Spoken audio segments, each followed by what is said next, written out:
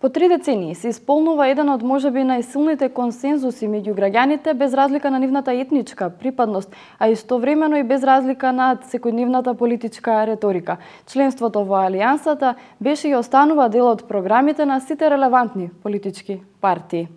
Непосредно пред подпишувањето на протоколот за членство во НАТО, разговараме со националниот координатор за НАТО, господинот Стево Пендаровски. Добре дојдовте во студиото на Маквакс. Господине Пендаровски, генералниот секретар на НАТО го најави подпишувањето на пристапниот протокол за членство во Алијансата. Дали значи тоа дека имаме согласност од сите 29 земји членки и какви се очекувањата во текот на денот?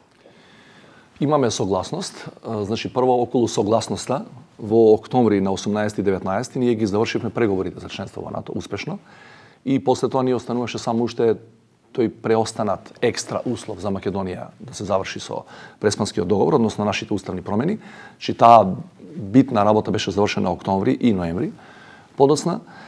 А за овој чин што треба да следи, во 11 часот добиена е согласност од сите влади на 29 земји членки кои ги овластија своите амбасадори, своите постојани представници во седиштето на НАТО, да може да го подпишат така наречениот пристапен протокол, пошто почнува процесот на ратификација во сите парламенти на земјите членки.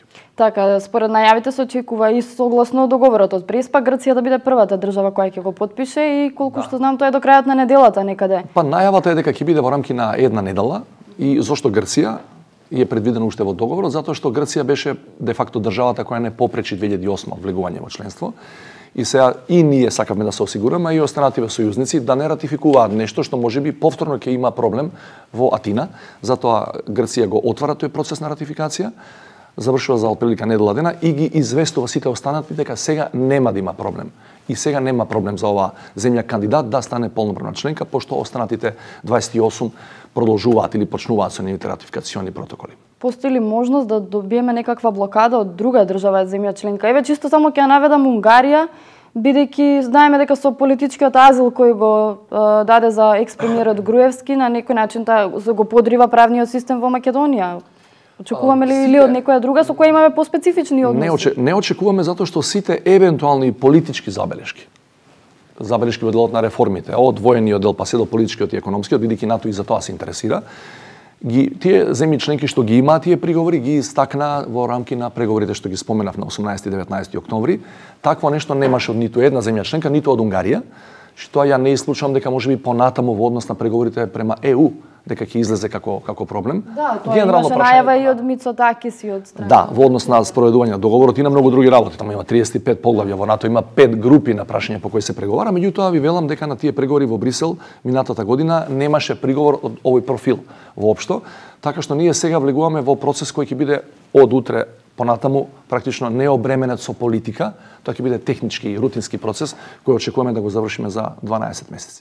Каков статус добива Македонија по подпишувањето на протоколот? Тоа е интересно, ние добиваме столче, како велиме фигуративно, меѓутоа во правна смисла ние ќе присуствуваме буквално на сите комитети, на сите работни тела во Алијансата по подпишување на пристапниот протокол, додека се чека ратификацијата, значи уште како де факто членка, да речем, не и де јуре, и учествуваме во сите работни тела без право на глас. Значи можеме да учествуваме во дебата за било кое прашање, освен јас се шегувам во нуклеарниот комитет, кај што и кога ќе бидеме членка ќе немаме што многу да понудиме, со оглед на нашите ресурси и позиција, меѓутоа можеме да учествуваме секаде, освен по прашањата ако стане збор за нова земја кандидат. Значи нема да можеме да се изјаснуваме, дури ни да се изјаснуваме за следна земја кандидат, ако има таква во процедура, за сега нема на повидок, меѓутоа ако има, бидејќи доека не сме полноправна членка, не можеме ниту да дебатираме за идните членки и во овој комитет што го споменав. Значи во сите други комитети ние влегуваме и можеме да дискутираме рамноправно, без право на глас. И има една формулација која стои во НАТО документите, нема да можеме да учествуваме вели во процесот на одлучување, каде што гласањето е само завршен чин, но во таа така наречена општа дебата или општа претрес како велиме во собранието кај нас, ќе ни биде дозволено да учествуваме. Така. Споменавте и вие некој рок од 12 месеци, нели, кој се очекува до тогаш да заврши процесот на ратификација во сите држави, но неофицијално се говори за некој така наречен американски план со кој вели се претпоставува дека некаде можеби до септември дури оваа година Македонија би завршил процесот на ратификација кај сите држави. Да, точно е дека постои една иницијатива на, како ги нарекуваме ние, група на земји пријатели на Македонија, која е предводена од САД, тука си Британија и Германија, значи практично најсилните сојузници во алијансата, кои би сакале овој процес кој рекол дека не е од политички карактер да го забрзаат и се спомнува тој рок. Објективно ќе биде тешко, да не ги креаме очекувањата кај нашите граѓани, многу тешко ќе биде заради процедурата. 29 земји членки, 29 засебни процедури. Има држави кои се федерации, па имаат повеќе парламенти, има држави кои бараат квалификувано мнозинство, американскиот сенат бара 2/3 од 100 сенатори за да го одобри тоа. Ние нема да имаме проблем.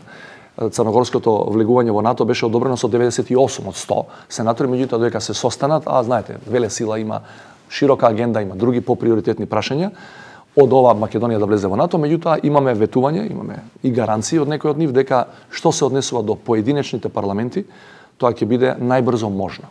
Најбрзо можно. Дали очекувате, можеби, не можеме да замариме Русија, која дали со иста жестина ќе се противи сега, ќе се спротивставува на членството на Македонија во НАТО по потпишувањето на?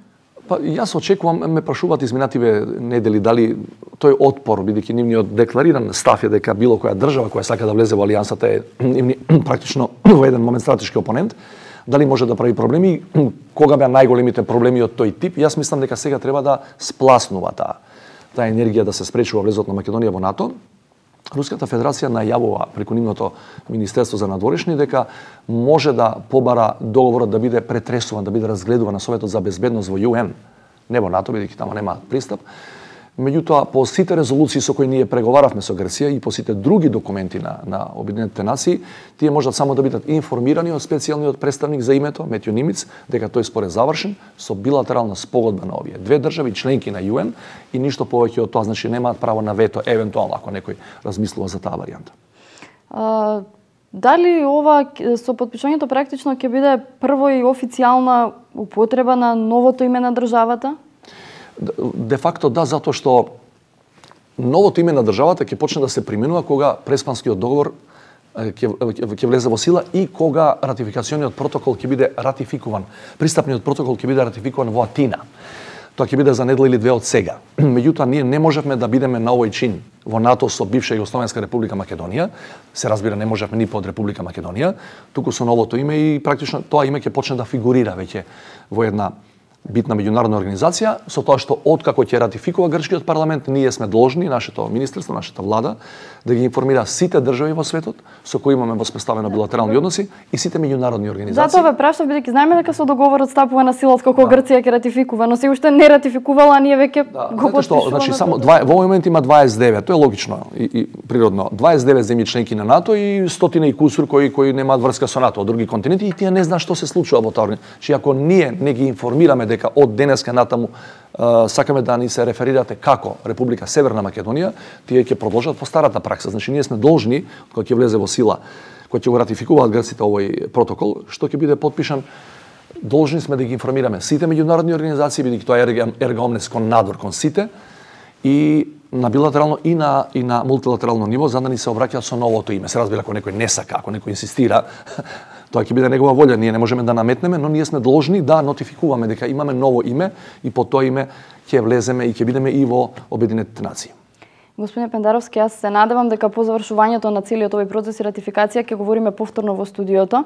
Пред самиот крај на разговорот би сакала да ве прашам на една друга тема, која сепак е актуелна во државава. Дали вашето име ќе се најде на гласачкото ливче на претседателските избори? Тоа треба да оставиме на внатрешната, на внатрешната процедура која е почната во СДСМ и во партиите кои се врзани во таа коалиција. Колку што ми е познато, и јавноста знае, на 3 март тие го држат нивниот партиски конгрес на кој само ќе се соопшти името на кандидатот. Во меѓувреме се прави широка анализа и анкетирање на популацијата во однос на поддршката што секој од нас кандидатите ја има во таа смисла. Не е тајна дека тоа е и брифирано од владеачката партија, дека моето име е меѓу тие неколку имиња кои се вртат и кои се чии рейтинг, да кажам, се мери меѓу граѓаните, така што на крајот треба да почекаме да видиме каква ќе биде одлуката која по најавите ќе биде заснована именно на шансите на тој еден кандидат да ги добие тие избори. Така што е премногу рано за да можам да шпекулирам и не го знам исходот на тој процес. Да, но вчера објавија и оглас да само повик во кој се бара кандидати. Вие ќе поднесете кандидатура? Тоа не беше објаснето до крај. Значи станува збор за два начина на кои може да се кандидираш. Едниот е тоа што вие го кажувате само кандидирање, а другиот е преку кандидирање од страна на општинските организации на СДСМ, значи на два начина. Ако некој во тој процес е во тек, ако некаде вашето име биде номинирано, макар во една, немате потреба од само кандидирање, значи немате потреба од поднесување документи на шалтер. Ви благодарам за гостувањето. Молам.